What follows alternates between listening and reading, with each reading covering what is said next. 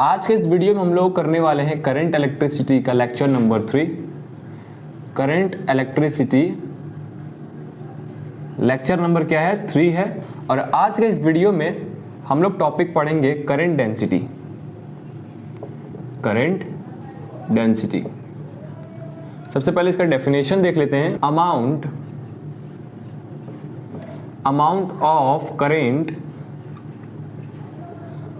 पर unit area around that point is provided is perpendicular to the direction of current।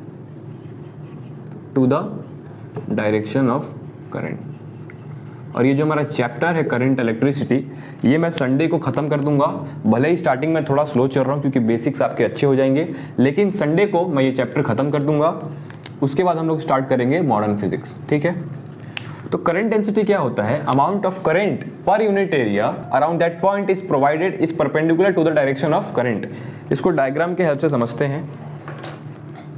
Suppose मान लो ये हमारे पास एक कंडक्टर हो गया, इस तरीके से कंडक्टर हो गया। ठीक है, इसके अंदर करंट फ्लो कर रहा है इस डायरेक्शन में। आई हमारा क्या हो गया? करंट हो गया। अगर करंट का डायरेक्शन इधर है तो इलेक्ट्रॉन का डायरेक्शन कहाँ होगा? इस साइड होगा, अपोजिट में। बताओ, मैंने ये सारी चीज़ आपको बता रखी है। और इलेक्ट्रिक फील्ड का डायरेक्शन कहाँ होगा? इस डायरेक्शन में। ओके, तो जब हमने देखा यहाँ पर करंट का डायरेक्शन क्या होगा? कुछ इस तरीके से बाहर आएगा। और करंट डेंसिटी का सिंबल क्या होता है? करंट डेंसिटी का सिंबल हो जाएगा J। ठीक है, इसका यूनिट क्या होगा? देखो, J इज इक्वल्स टू क्या लिख सकता हूं? हमारे पास करंट डेंसिटी क्या था? करंट पर यूनिट एरिया, मतलब I हमारा करंट हो गया पर यूनिट एरिया। ये हमारे पास करंट डेंसिटी आ गया। ठीक है, और ये हमारा एक वेक्टर क्वांटिटी है। क्या है? वेक्टर क्वांटिटी है। और इसका डायमेंशन क्या होगा? देखो एक बार, अगर हम डायमेंशन निकालते हैं तो इसका फॉर्मूला है I/A। तो I का क्या होता है यूनिट? I का होता है एम्पियर, और एरिया का क्या होता है? Metre square. तो इसका यूनिट क्या आ गया? एम्पियर मीटर का पावर -2। ये इसका ऐसा यूनिट आ गया। और इसका डायमेंशन निकालोगे तो क्या आएगा? देखो, डायमेंशन जब आप निकालोगे तो क्या आएगा? a का पावर 1, l का पावर -2। यहाँ पे मीटर होता है तो मीटर का डायमेंशन लेंथ होता है, लेंथ का पावर -2। ये हमारे पास डायमेंशन आ गया। अब थोड़ा इस चीज़ को और अच्छे समझो। मान लो ये वाला जो फेस है ना, इसको मैं यहाँ पे ड्रॉ कर रहा हूँ कुछ इस तरीके से। ठीक है, ये हमारा फेस हो गया। तो यहाँ से करंट कुछ इस तरीके से बाहर निकल रहा होगा।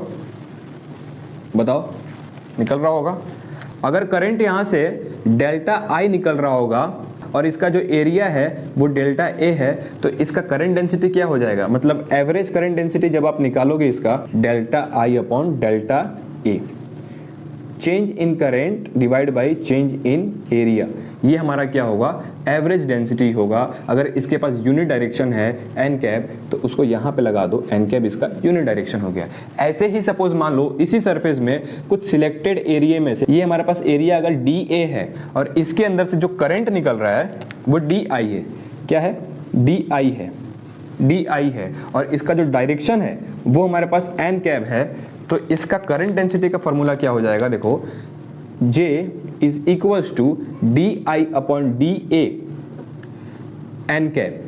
ये कब तक है? जब तक एरिया का डायरेक्शन, ये जो सरफेस का एरिया है इसका डायरेक्शन और करंट का डायरेक्शन सेम है, तब तक ये फॉर्मूला है। जैसे ही सरफेस का डायरेक्शन या फिर करंट का डायरेक्शन चेंज होगा तो वहां पे हम लोग डॉट प्रोडक्ट का यूज करेंगे, क्योंकि वहां पे हमें इसका कंपोनेंट ये वाला लेना पड़ेगा जो कंपोनेंट हमारा करंट के डायरेक्शन में हो, मतलब एक ही डायरेक्शन वाले जो भी कंपोनेंट होंगे उनको लेना पड़ेगा। तो आपको यहां तक समझ में आया चीजें? ठीक है, ठीक है, यहां तक आपको समझ में आया। अब चलो आगे समझते हैं।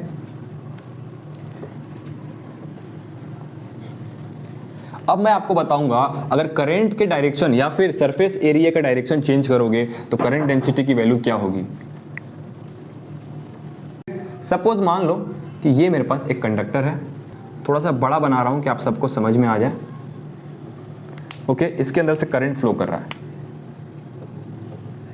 कुछ इस तरीके से करंट का डायरेक्शन है, ये आई हो गया। और इसका जो सरफेस का एरिया है वो क्या हो गया, ए। इसका पूरा सरफेस का एरिया क्या हो गया, ए। ओके अगर मुझे इस P पॉइंट पे बताना है, ये हमारे पास P पॉइंट है, इस P पॉइंट पे करंट डेंसिटी क्या होगा, तो कैसे निकालोगे? देखो current density at point P I upon area, जो भी एरिया होगा, यहाँ पे हम ये वाला फॉर्मूला डायरेक्ट यूज कर सकते हैं, क्योंकि यहाँ पे इन दोनों का डायरेक्शन सेम है, मतलब I का भी डायरेक्शन सेम है और जो सरफेस एरिया का वेक्टर है उसका भी डायरेक्शन, देखो अगर मान लो ये हमारा A वेक्टर है एरिया का, इसका भी डायरेक्शन क्या है? सेम है। तो अगर दोनों के डायरेक्शन सेम होंगे तो हम ये वाला फॉर्मूला डायरेक्ट यूज कर लेंगे। लेकिन अगर मैं डायरेक्शन को चेंज करता हूं तो देखो अब क्या होगा। सपोज ये हमारे पास एक और कंडक्टर है, इसके सरफेस का डायरेक्शन को मैंने थोड़ा सा इंक्लाइन कर दिया, चेंज कर दिया, ठीक है। तो अब सरफेस का डायरेक्शन कहाँ होगा? इधर होगा। DA इसका क्या हो गया? एरिया वेक्टर हो गया, ठीक है।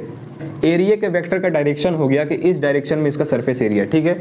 अब इसके अंदर से हम लोग करंट को फ्लो करवाएंगे। सपोज मान लो यहाँ से करंट को फ्लो करवा दिया, I है वैल्यू, यहाँ से भी फ्लो होगा कुछ इस तरीके से, देखो ऐसे बाहर निकल जाएगा करंट, ठीक है। अब अगर आप देखते हो तो यहाँ पे सरफेस एरिया का और करंट का डायरेक्शन डिफरेंट है, एक डायरेक्शन में नहीं है। यहाँ पर अगर आप देखते हो तो करंट का डायरेक्शन ऐसे है और इसके सरफेस का जो वेक्टर है उसका डायरेक्शन इधर है। तो हमें क्या करना है? ये सरफेस एरिया का वो कंपोनेंट लेना है जो कि इसके साथ हो, I के डायरेक्शन में हो। मान लो ये थीटा है तो ये नीचे वाला क्या हो जाएगा? DA cos theta. तो हमें ये वाला कंपोनेंट लेना है जो कि इस करंट के डायरेक्शन में हो, इसके साथ सेम डायरेक्शन में हो, वो कंपोनेंट लेना है। तो अब हमारे पास करंट डेंसिटी का फॉर्मूला क्या आएगा? देखो I upon DA cos theta. ये हमारे पास क्या आ गया? ये हमारे पास करंट डेंसिटी आ गया। कब? जब इसके सरफेस का वेक्टर जो भी होगा उसका डायरेक्शन ये करंट के डायरेक्शन में नहीं होगा, तो हम वो कंपोनेंट लेंगे जो कंपोनेंट इस I के डायरेक्शन में हो, तो वो हमारा DA cos थीटा है। तो हमने रख दिया। अगर आप इसको शिफ्ट करते हो तो इक्वेशन कुछ ऐसा बनेगा। देखो सपोज मान लो कि मैं I को DI लिखता हूँ, मान लो कि DA एरिया में से DI करंट जा रहा है, तो यहाँ पर भी DI लिख दूँ, ठीक है। मान लो कि DI जा रहा है, DA एरिया में से जो करंट पास कर रहा है वो DI है, उसका अमाउंट DI है, इसलिए मैंने DI लिख दिया, ठीक है। यहाँ पर भी DI लिख देते। मान लो कि DI करंट यहाँ से पास कर रहा है, जो भी एरिया हमने सिलेक्ट किया, मान लो ये वाला एरिया मैंने सिलेक्ट किया है, इसका एरिया है DA, तो इसके अंदर से DI करंट पास कर रहा है, ठीक है। यहां तक समझ में आ गया आपको? J vector DA cos theta लिख सकता हूं। अगर आपको ये पता है तो ये हमारा डॉट प्रोडक्ट है J और DA के बीच में, ठीक है। तो मैं क्या लिख सकता हूं? J डॉट DA लिख सकता हूं, ठीक है। ये DI है, दोनों साइड इंटीग्रेशन कर दो तो हमारे पास करंट की वैल्यू आ जाएगी integration of J dot DA। यहाँ से हम लोग करंट निकाल सकते हैं कि ये DA के अंदर कितना करंट निकलेगा, वो हम लोग इस फॉर्मूले से निकाल सकते हैं, ठीक है। तो ये हमारे पास क्या आ गया? करंट डेंसिटी का फॉर्मूला आ गया। कब? जब सरफेस का एरिया जो होगा वो करंट के डायरेक्शन में नहीं होगा। क्या होगा? डायरेक्शन में नहीं होगा। जब भी ऐसा होगा तो आपको ये वाला फॉर्मूला यूज करना है। अगर दोनों सेम डायरेक्शन में है तो डायरेक्ट ये वाला फॉर्मूला यूज कर सकते हो, ठीक है। अब चलो आगे बढ़ते हैं, इसको रफ करता हूं।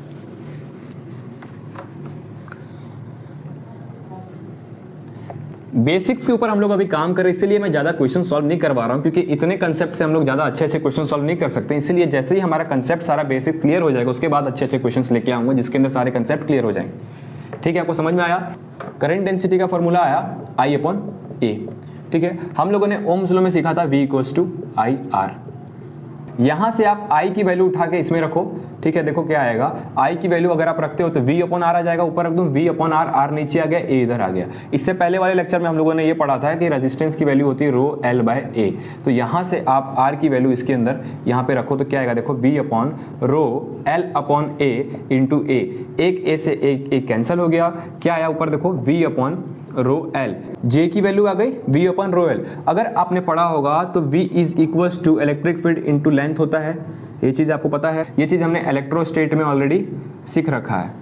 इलेक्ट्रोस्टेट में हम लोगों ने पढ़ रखा है कि पोटेंशियल इज इक्वल्स टू क्या होता है? Electric field into length. तो यहाँ से मैं क्या लिख सकता हूँ बताओ? E इंटू L लिख सकता हूँ, रो इंटू L लिख सकता हूँ, L से L कैंसिल हो गया तो J की वैल्यू क्या गई? J is equals to E upon rho आ गया। और आपको पता होगा कि रजिस्टिविटी इज इक्वल्स टू क्या होता है? 1 अपॉन कंडक्टिविटी। तो इसको अगर आप यहाँ रखोगे इसके जगह पे तो क्या आ जाएगा?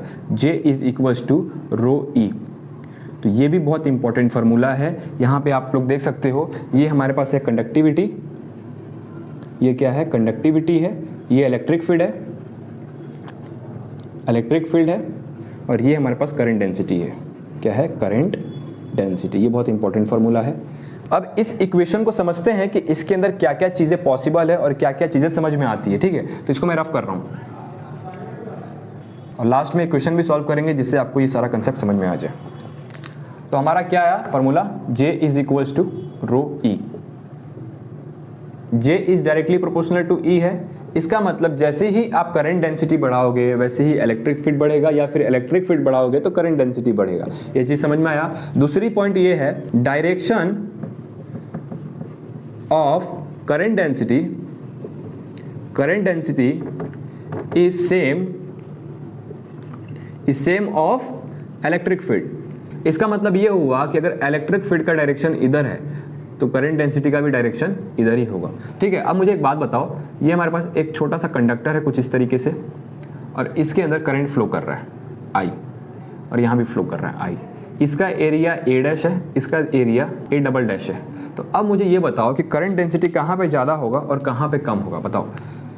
जैसा कि हमने पढ़ा था, करंट डेंसिटी का फॉर्मूला होता है I/A। तो current density is inversely proportional to 1/A। मतलब एरिया बढ़ाओगे तो डेंसिटी कम होगी और एरिया घटाओगे तो डेंसिटी बढ़ेगी। तो जहां पे एरिया कम है वहां पे करंट डेंसिटी ज्यादा होगी। तो यहां पे करंट डेंसिटी ज्यादा होगी as compare to JA double dash. यहां पे करंट डेंसिटी कम होगी और यहां पे ज्यादा होगी। ठीक है, आपको यहां तक समझ में आया। दूसरी चीज देखो, अगर हमारे पास इलेक्ट्रिक फील्ड कांस्टेंट है, इलेक्ट्रिक फील्ड अगर कांस्टेंट है आपका, then current density is also constant. समझ में आ गया आपको ये चीज़? बहुत इंपॉर्टेंट पॉइंट्स है तीनों, इसको आप याद रखना, लिखना है तो लिख लो। ठीक है, अब चलो आगे बढ़ते हैं और एक क्वेश्चन को सॉल्व करते हैं जिससे आपको सारे कंसेप्ट क्लियर हो जाए। ठीक है, तो देखो क्वेश्चन क्या है। क्वेश्चन ये है कि हमारे पास कुछ इस तरीके से कंडक्टर है ऐसे, और यहाँ से इस तरीके से। ठीक है, ये है 4 मीटर लेंथ, इसका 2 मीटर लेंथ है। इसके अंदर जो करंट पास हो रहा है I, उसकी वैल्यू है 4 एम्पेयर, और जो एरिया है इस सरफेस का उसकी वैल्यू है 4 मीटर स्क्वायर। इसका पूरा वॉल्यूम भी गिवन है। पूरा वॉल्यूम कितना है? 16 मीटर क्यूब। हमें निकालना है कि ये बड़े वाले एरिया में यहाँ पे इसका करंट डेंसिटी कितना होगा। मान लो यहाँ पे पॉइंट दे देता हूँ P पॉइंट, इस P पॉइंट पे करंट डेंसिटी कितना होगा। तो निकाल सकते कि नहीं निकाल सकते हैं? सबसे पहले JP इज इक्वल्स टू, इसके अंदर जो भी करंट पास कर रहा है I डिवाइड बाई इसका एरिया। लेकिन इसका एरिया हमारे पास है नहीं, तो हम वॉल्यूम से एरिया निकालेंगे, फिर उस एरिया की वैल्यू यहाँ पे पुट करेंगे तो हमें करंट डेंसिटी P पॉइंट पे मिल जाएगा। ठीक है, तो चलो सबसे पहले एरिया निकालते हैं। कैसे निकालेंगे समझो। यहाँ पे वॉल्यूम दिया है, वॉल्यूम का मतलब पूरा वॉल्यूम, यहाँ से यहाँ तक, यहाँ से यहाँ तक। ठीक है, मैं इसको 2 सेक्शन में डिवाइड कर देता हूँ। ये हमारा सेक्शन नंबर 1 है, ये सेक्शन नंबर 2 है। इन दोनों का वॉल्यूम ऐड करूंगा। सेक्शन नंबर 1 का वॉल्यूम, सेक्शन नंबर 2 का वॉल्यूम, वो क्या होगा? टोटल वॉल्यूम, जो कि हमारा 16 है। तो इसको मैं डायरेक्ट 16 लिख देता हूँ। ठीक है, 16 वॉल्यूम है, 16 मीटर क्यूब लिख सकता हूँ। ओके, अब V1 की वॉल्यूम क्या होगी बताओ? ये हमारा V1 है, तो इसका वॉल्यूम क्या हो जाएगा? Area into length. एरिया हमें नहीं पता A, और लेंथ कितना है? 4 मीटर, प्लस इसका वॉल्यूम क्या है? Area into length. एरिया क्या है? 4 मीटर स्क्वायर, इंटू लेंथ कितना है? 2 मीटर, इज इक्वल्स टू 16। तो 4A is equals to 16 minus 8 चला जाएगा, 4 इंटू 2 करोगे तो 4A इज इक्वल्स टू कितना हो जाएगा? 8। और जब इसको आप 4 से डिवाइड दोगे तो ये हमारे पास 2 मीटर स्क्वायर एरिया आ जाएगा। एरिया हमने निकाल दिया, इसका कितना आएगा बताओ? एरिया 2 मीटर स्क्वायर निकाल दिया एरिया इसका हम लोगों ने। और अगर आप इसके अंदर पुट कर दोगे, I की वैल्यू क्या है? 4 ampere divide by 2 metre square area आ गया। इसको काटोगे तो 2 एम्पियर मीटर का पावर -2, और ये हमारे पास करंट डेंसिटी आ गया at point P। I hope आपको ये क्वेश्चन समझ में आया होगा, ये वीडियो समझ में आया होगा। नेक्स्ट वीडियो में हम लोग बात करेंगे ड्रिफ्ट वेलोसिटी, उसके ऊपर क्वेश्चंस भी सॉल्व करेंगे। अब धीरे धीरे हम लोग थोड़ा सा स्ट्रॉन्ग जोन में जा रहे हैं जहां से अच्छे क्वेश्चंस बनेंगे। So thank you so much for watching this video. अगर आपको ये वीडियो अच्छा लगा तो लाइक कर देना, चैनल पर नया तो सब्सक्राइब कर देना। ऐसे और वीडियो हमारे चैनल पर आते रहेंगे। Thank you so much for watching this video. मिलते हैं किसी नए वीडियो में, तब तक के लिए बाय।